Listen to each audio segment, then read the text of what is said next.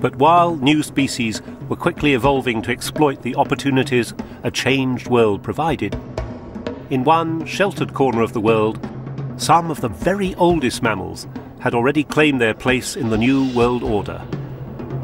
It's a place they still occupy. They're KT survivors that belong to a group of early mammals even older than the marsupials, and who still retain features inherited from their reptile ancestors. They are called the monotremes.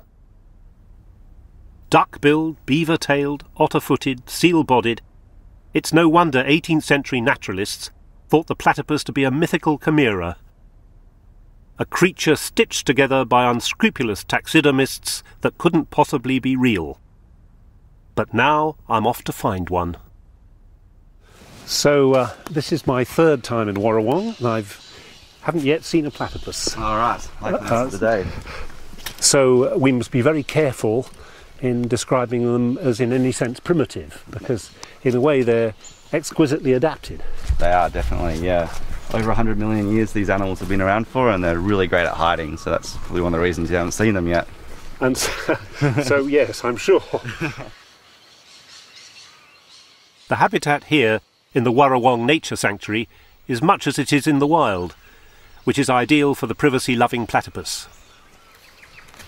So do you have, what, 2 or 3, half a dozen here? I'd like to think we have about 10. We should be quiet now, because you never know. This might be the time to actually see the platypus.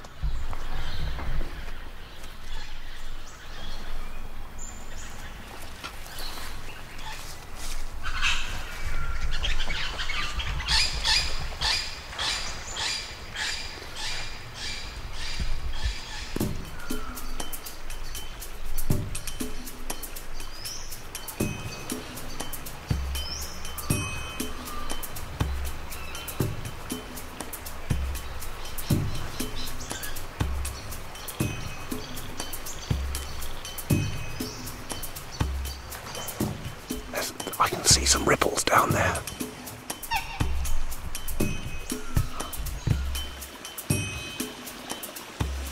Actually, should we move along a bit? The platypus loves this sort of habitat, but as the hours tick by, it becomes increasingly clear we're about as welcome as paparazzi on a private beach.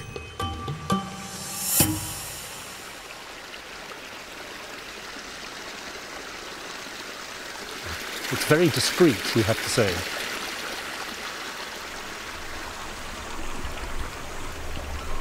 Well, I mean, it would be great if we could see one.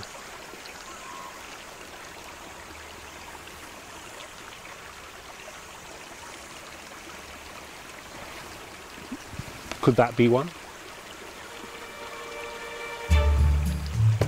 Every time I think I've seen one, another bird kind of hops into view. They're not frightened of the lights? No, not at all. Our platypuses have been conditioned to have light on them, and they're not too fussed.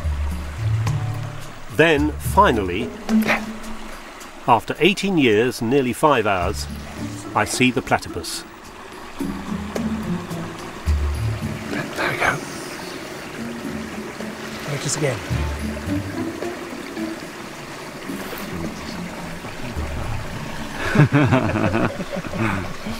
They lay their eggs in burrows, don't they? They do, yeah. So how many in this pond? There could be, I think there's about 3 burrows in this pond, and they're very extensive burrows. And when the female lays her eggs, she lays up to 2 or 3 eggs in the burrow, and they could be in the burrow for about 4 to 5 months developing. They take about 12 days to hatch, and she incubates the eggs. Gosh, that's a clear view. It's as good as you ever get. As well as being an egg layer, the platypus also retains something of the cold-bloodedness of its reptilian ancestors, having an average body temperature 5 degrees centigrade colder than placental mammals. I gather the platypus can be, if you don't handle it right, quite a dangerous animal. Yeah, they can, definitely. So platypus have a venomous spear on their back ankles, and that's just for the males. And they use that venomous spear against their natural enemy, which are water rats, and also against each other during the mating season. I believe the venom is bad enough to kill a small dog. It is, and it caused excruciating pain to the European settlers when they first came and picked these innocent-looking creatures up, and what a nasty shock. So yet another Australian creature that causes you pain if you don't do it right. That's right, we've got lots of them in Australia. I came here first 18 years ago, so Yeah. I don't need to hunt the platypus now. I've seen one of the great survivors.